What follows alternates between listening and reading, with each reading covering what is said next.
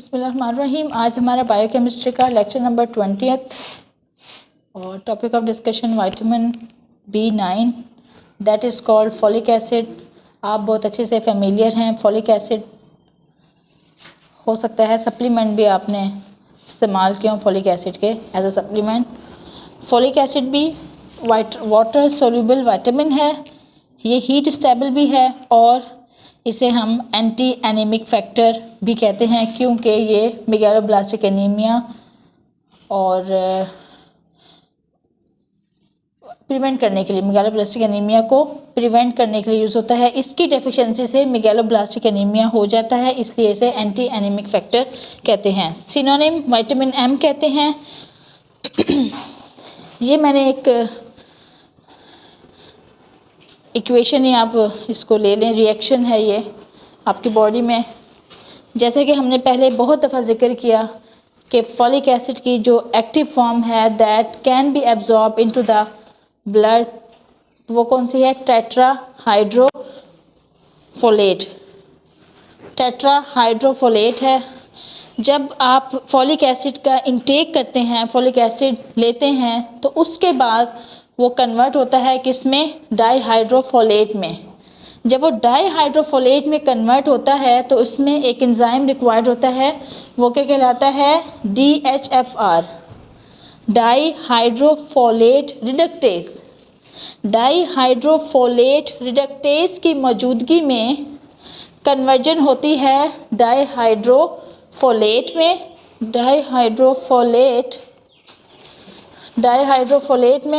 डाईहाइड्रोफोलेट जो है वो NADPH और NADPH इससे वो NADP में कन्वर्ट होता है।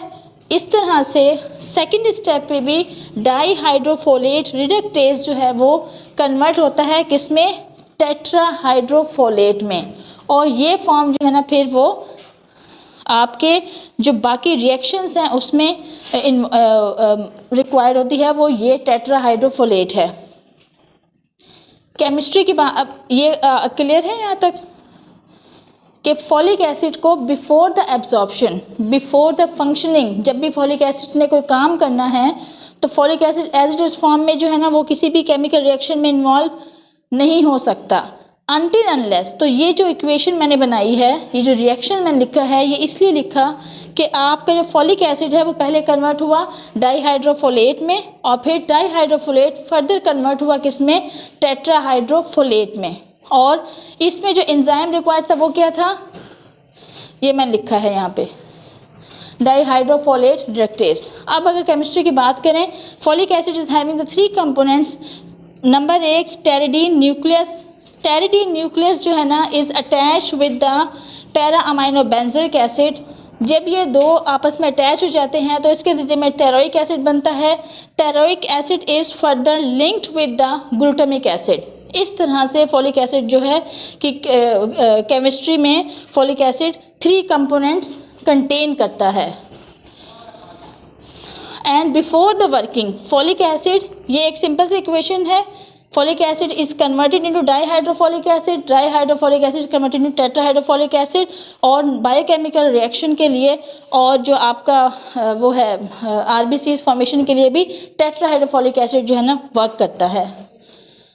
एब्जॉर्प्शन कैसे होती है फॉलिक एसिड की? पॉलीग्लूटामेट जो है फॉलिक एसिड पॉलीग्लूटामेट जो है वो कन्वर्ट होता है मोनोग्लूटामेट में in the presence of the folate conjugate enzyme. और फिर वो टेट्राहाइड्रो, जब आप फॉलिक एसिड लेते हैं तो वो पॉलीग्लूटामेट में कन्वर्ट होने के बाद मोनोग्लूटामेट टेट्राहाइड्रोफोलेट उसकी मदद से जो है ना इसकी एब्जॉर्प्शन होती है इन फॉर्म फोलेट कॉन्जुगेट की मौजूदगी में। अच्छा, sources, animal source, plant source हैं। एनिमल सोर्स की अगर बात करें तो उसमें आपका liver, kidney and the beef are the animal source. और प्लांट सोर्स में cauliflower, wheat and the root vegetables. ये इंटेस्टाइन से भी सिंथेसाइज होता है, लेकिन उसके जो पूल्स हैं जो सिंथेसाइज करता है फोलेट वो इनसफिशेंट होते हैं और ये स्टोर हो जाता है किसमें? लीवर में। 60% जो फॉलिक एसिड है वो आपके लीवर में स्टोर हो जाता है। फंक्शंस की बात करें, ये जो फर्स्ट फंक्शन है that is very important function of the folic acid, that is also called one carbon metabolism. ये क्यों कह रहे हैं वन कार्बन मेटाबॉलिज्म? इसलिए कह रहे हैं कि फॉलिक एसिड की टेट्राहाइड्रोफोलेट की वजह से मिथाइल और द फॉर्माइल ग्रुप, ये मिथाइल ग्रुप जो है, ये जो मोइटी है वन कार्बन, इसमें कितने कार्बन है? One carbon metabolism. क्या है?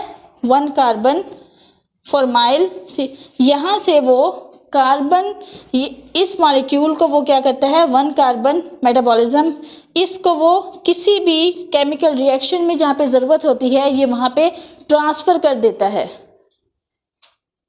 वन कार्बन मेटाबॉलिज्म में कैसे एक्ट करता है? ये मोस्ट इंपॉर्टेंट फंक्शन है of the folic acid to carry out the infection and transfer of the one moiety such as one carbon moiety such as, वो इस ग्रुप को ट्रांसफ़र करता है एक जगह से दूसरी जगह पे जहाँ पे इसकी ज़रूरत होती है, और इस तरह से आपका जो DNA सिंथेसिस होता है उसका प्रोसेस में हेल्प हो जाती है। तो folic acid is involve in the one carbon metabolism. ये कहते हैं इस वन कार्बन कंटेनिंग मोइटी को ट्रांसफ़र करता है to the other place where needed for carrying out the other biochemical reactions and then it become helpful in the DNA synthesis. Number 2, it is involved in the choline synthesis. Choline आपको पता है कि is very much important for the neurotransmission. Choline is very much important. Neurotransmission का मतलब क्या है? जो आपकी नर्व ट्रांसमिशन हो रही होती है उसके जरिए मैसेज पास ऑन हो रहे होते हैं, उसके लिए choline. Process of the hematopoiesis. Hematopoiesis heme synthesis, iron की सिंथेसिस में भी इन्वॉल्व है, हिमेटोपोइसिस में, along with the vitamin B12, along with the vitamin, क्योंकि आयरन विटामिन B12 की एब्सेंस की वजह से एब्जॉर्ब नहीं हो सकता। Maintain the growth and the development, it is also involve in the growth and development. Significant role in the histidine metabolism, histidine metabolism में भी इसका सिग्निफिकेंट रोल। डेफिशिएंसी पे आ जाते हैं। अगर डेफिशिएंसी की बात करें हिमेटोपोइटिक डिफेक्ट्स में, डेफिशिएंसी किस सूरत में होती है? दो ही ज़्यादातर सूरतें होती हैं। नंबर एक, वो लोग जो कि अल्कोहल के अब्यूज़र्स होते हैं, अल्कोहल अब्यूज़र्स में होती है, चूँकि मैंने आपको बताया कि 60% जो आपका फॉलिक एसिड है वो किस में स्टोर हो जाता है? लीवर में।